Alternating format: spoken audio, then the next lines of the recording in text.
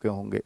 ठीक है, तो भाई प्रैक्टिस सेट्स के साथ मॉक टेस्ट का कितना रोल होगा, किस तरह से आपको तैयारी करनी चाहिए, मैं उसके बारे में भी थोड़ा सा गाइड करके आपको जाऊंगा। तो पहले जान लीजिए, क्योंकि देखो प्रैक्टिस सेट्स का टीम एंड टाइम टेबल तो है ही वीडियो में, लेकिन बहुत जरूरी और बहुत शानदार बात ये भी है कि प्रैक्टिस सेट्स को क्लास को करना ही नहीं आता है बहुत सारे बच्चों को। तो मैं वो भी आपको समझा के जाने वाला हूं कि प्रैक्टिस सेट्स किस तरह से आपको लेने चाहिए, उस क्लास को आप ज्यादा से ज्यादा बेनिफिट कैसे उठा पाएंगे, वो भी मैं यहाँ पर बताऊंगा। बच्चों, जैसे प्रैक्टिस सेट्स किसके लिए जरूरी है, पहले तो ये जानना बहुत जरूरी है कि भाई प्रैक्टिस सेट्स उन बच्चों के लिए जरूरी है जिनका सिलेबस कंप्लीट हो गया है, जिनका सिलेबस पूरी तरह से कंप्लीट हो गया हो, और ये देख रहा हो कि सर मेरे मॉक टेस्ट में अब मैं स्कोर कैसे बढ़ाऊं, उस तरफ देख रहा हो, तो प्रैक्टिस सेट्स बहुत ही जरूरी चीज बन जाता है। और आप ये देखेंगे जिस दिन सेलेक्ट हो करके आप सम्मान समारोह में आ रहे होंगे, उस दिन आपके मुख से बैच का नाम निकले ना निकले, लेकिन प्रैक्टिस सेट्स का नाम जरूर निकलेगा। बहुत सारे बच्चे बैच भी बोलेंगे भाई मैं बैच से पढ़ कर लिया, लेकिन बैच के साथ प्रैक्टिस सेट्स भी लिया, ऐसे भी बहुत सारे बच्चे होंगे। लेकिन ये बात तय है कि हर बच्चे के मुख पर एक बात जरूर होगी कि प्रैक्टिस सेट से बहुत फायदा हुआ। इस क्वालिटी के प्रैक्टिस सेट्स आपको देकर के जाएंगे, और ये सब कुछ YouTube पर फ्री ऑफ कॉस्ट होगा और सभी बच्चों के लिए अप्रोचेबल होगा। जो भी बच्चा जो है YouTube चलाता है उन सब के लिए अवेलेबल होंगे। और आपको पता है कि RWA की सबसे बड़ी ताकत, और सब बच्चों के लिए अगर वो कुछ करता है और हर एग्जाम के लिए करता है, तो वो प्रैक्टिस सेट्स है। और ऐसा बिल्कुल मत सोचना कि ये फ्री ऑफ कॉस्ट है तो इसमें कोई कंटेंट में कोई कमी हो सकती है, नहीं। अगर कंटेंट में कमी हो गई उस दिन RWA का अस्तित्व नहीं बचेगा बच्चों। अगर हमने ये सोच करके कि भाई ये फ्री में कंटेंट है, इसको थोड़ा सा लूज कर देते हैं और हम पेड बैच में अच्छा पढ़ाते हैं, ये पूछ लेना एक बार भी पेड बैच के बच्चों से कि उतनी ही जान वहां लगती है, उतनी ही जान यूट्यूब पे आपको मिलेगी हमेशा। ठीक है, कि यहां पर बच्चा अपना टाइम तो दे रहा है ना, सबसे इंपॉर्टेंट आपका क्या है, ये क्रूशियल टाइम। क्योंकि एक एज मिलती है आपको कि इस एज से इस एज तक आप भर्ती हो सकते हो, वो एज आप हमें दे रहे हो, वो सबसे ज्यादा क्रूशियल है, वो पैसे से भी ज्यादा इंपॉर्टेंट है आपके लिए। ठीक है, तो वो तो आप कभी भी दिमाग से निकाल देना। आपके प्रैक्टिस सेट्स बहुत क्वालिटी के होंगे, एक एक सेट में जो भी क्वेश्चन सेलेक्ट होगा वो दमदार होगा। ठीक है, क्योंकि अब हमें भी बताइए एग्जाम से पहले की प्रैक्टिस सीरीज है, अब इसमें बिल्कुल भी कोताही कोई भी टीचर नहीं बरतना चाहिए, इसका ध्यान हम लोग भी रखते हैं। प्रैक्टिस सेट्स क्लास लेने का सही तरीका क्या है, मैं ये तरीका बताने आया हूं स्पेशली आपको कि बहुत सारे बच्चे प्रैक्टिस सेट्स को क्या करते हैं कि मैथ्स के टीचर पढ़ा रहे हैं तो भाई मैथ्स का ओहो मैथ्स का टीचर है तो मैथ्स को जैसे जैसे टीचर सॉल्व कर रहा है, भाई मैं भी ऐसे ही करता, मैं भी ऐसे ही करता, हाँ बिल्कुल सही किया सर ने, ऐसे ही मैं करता। ये जो ऐसे ही मैं करता और एक मैंने ऐसे ही कर रहा हूं और तब टीचर का देख रहा हूं, दोनों में बहुत फर्क होता है। जो बच्चा ये सोचता कि मैं भी ऐसे ही करता, उसका मैथ्स कभी अच्छा नहीं हो पाता और उसको मैथ्स में कभी कॉन्फिडेंस नहीं आ पाएगा। आपको करना क्या है, स्पेशली मैं मैथ रीजनिंग के टिप्स दे रहा हूं आपको। मैथ रीजनिंग के प्रैक्टिस की बहुत जरूरत होती है, और मैथ रीजनिंग को आप टीचर के साथ साथ सॉल्व मत करिए कभी भी। आप क्या करो कि मैथ्स का क्वेश्चन आपको बोर्ड पर दिख रहा है, टीचर को पॉज करिए, लाइव देखिए, लाइव में कोई दिक्कत नहीं है। बहुत सारे बच्चों का तरीका होता है कि लाइव खत्म हो जाएगी, हम दुगुनी डेढ़ गुनी स्पीड से जब टीचर के साथ कर लेंगे, वो भी गलत है। ठीक है, वो आपका अपना तरीका हो सकता है, पर मैं ये कह रहा हूं कि ये प्रैक्टिस सेट आपका बिल्कुल टाइमली खत्म हो जाएगा। हो सकता है बहुत कम टाइम में आप तब भी कर लो कि जैसे देखो कि कोई टीचर पढ़ा रहे हैं और टीचर ने कोई क्वेश्चन लिखा, तो आप टीचर को पॉज करिए पहले उसके सॉल्यूशन बताने से पहले, और उस क्वेश्चन को सॉल्व करिए अपनी कॉपी में। ठीक है, अगर आपको लगे जरूरत कि इसका सॉल्यूशन मेरा या तो हो गया और आप अपने सॉल्यूशन संतुष्ट हो गए, हाँ शॉर्ट मेथड से हो भी रहा है, तो फिर आप मत देखिए, फिर आप नेक्स्ट क्वेश्चन पर बढ़ जाइए। आपको सिर्फ टीचर को वो सॉल्यूशन सिर्फ उस स्थिति में देखना है, या तो आपका क्वेश्चन सॉल्व नहीं हो रहा हो पूरा, जब तो आप देखोगे ही, या आपका सॉल्यूशन आपको लगता हो कि मेरा लॉन्ग सॉल्यूशन है, क्या टीचर ने कोई शॉर्ट बताया है क्या इसका, तो उसको तब देखो, वरना कोई जरूरत नहीं है। सीधा टीचर अगले क्वेश्चन पर जाएगा, बट टीचर को समझाने में भी वक्त लगता है, और आपको क्या करना है, आपको खुद का ही सॉल्व करना है, तो फिर आप टीचर से पहले ही खत्म कर लोगे। आज टीचर दूसरे क्वेश्चन पे जाएगा, आपका पहला सॉल्व हो चुका होगा, तो आप टीचर के साथ साथ ही प्रैक्टिस सेट खत्म कर सकते हो अपना।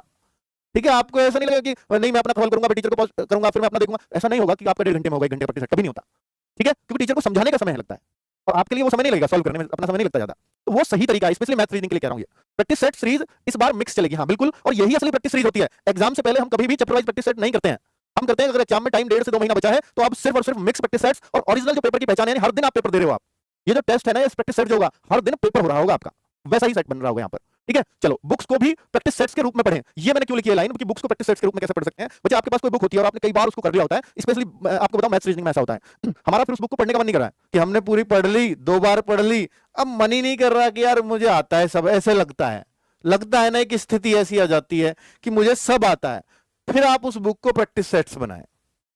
कैसे बनाएं, मान लीजिए आपकी बुक में मैथ्स के 20 चैप्टर्स हैं और आपने इसको 2 बार पढ़ लिया, अब आपका बिल्कुल पढ़ने का मन नहीं कर रहा, मैं कह रहा हूं अब फिर पढ़ो। कैसे पढ़ सकते हो ताकि मन लग जाए।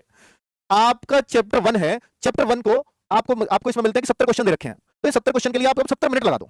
जब टाइम बना दिया तो आपने इसमें रोमांच बना दिया अपने लिए कि मैं 70 मिनट में 70 कर पाता हूं कि नहीं। ये आपके करे हुए हैं, 70 मिनट में कर पाते हो कि नहीं। अब यहां चैलेंज है, अब आपको इसको पढ़ने में इंटरेस्ट गारंटी के साथ आएगा और आपने पूरा चैप्टर 70 मिनट में रिवाइज कर लिया। इससे दो फायदे हो गए, स्पीड बन गई। करे देखिए, कोई कहे कि मैं नए क्वेश्चन को भी बहुत जल्दी कर दूंगा, कोई नहीं कर सकता, झूठ बोल रहा है। नए क्वेश्चन को मैथ्स में कोई भी जल्दी नहीं कर सकता। फिर जल्दी कौन से होते हैं? जो आपने कई बार कर लिए हो, बस उनमें संख्या बदल के आ जाए। तो भाई आप कई बार कर लोगे ना, जल्दी सिर्फ तभी कर पाते हो।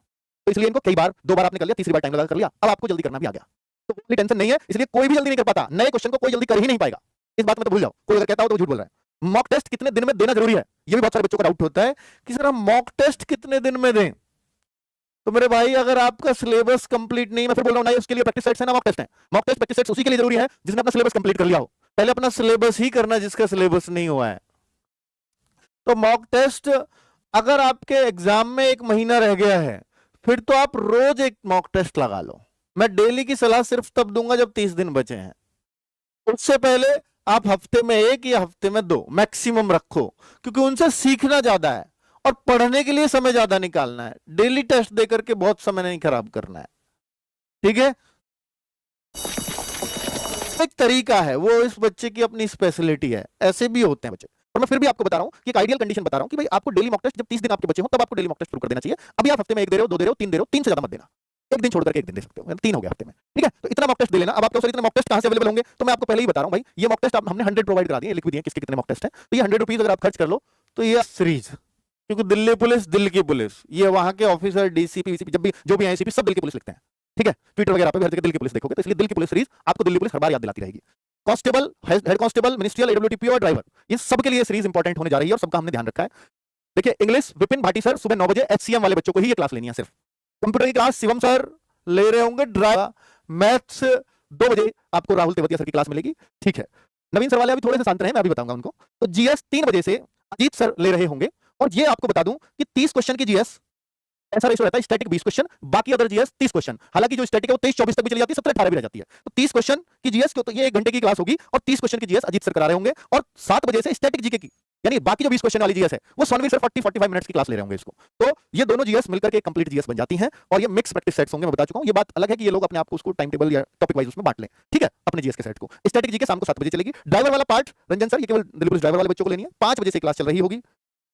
और ये टाइम गलत हो गया भाई, इसको 6 बजे कर देना शाम को। फिजिक्स एंड केमिस्ट्री एडब्ल्यूटीपी वाले बच्चों को लेनी है, साइंस ना समझे इसको, फिजिक्स केमिस्ट्री है। अभी शुरुआत हम केमिस्ट्री से करने जा रहे हैं, तो यानी 10 नवंबर से फिर धर्मेंद्र सर शामिल हो जाएंगे, यानी पहले 15 प्रैक्टिस सेट्स आपको केमिस्ट्री के मिलेंगे, फिर उसके बाद फिजिक्स के शुरू होंगे। तो इस तरह से एक रूटीन चलता रहेगा, ठीक है। तो 6 बजे से केमिस्ट्री शुरू होगी एडब्ल्यूटीपी की, ठीक है, उसके बाद फिजिक्स होगी। तो ये पूरा टाइम टेबल है। और भाई अब मैं आपको बता देता हूं जो आप पूछ रहे हैं, जीएस के प्रैक्टिस सेट्स में अभी हमने रखा है अजीत सर और सोनवीर सर को, जो हो सकता है कि 30 सेट्स के आसपास आपके कराएंगे, 30 सेट्स के आसपास, क्योंकि ऐसा मेरे को लगता है कि भाई आज यानी ये अभी आपके एग्जाम में 2 मंथ से ज्यादा का समय है, ऐसा मेरे को लगता है। एग्जाम में 2 मंथ से ज्यादा का समय है, ठीक है।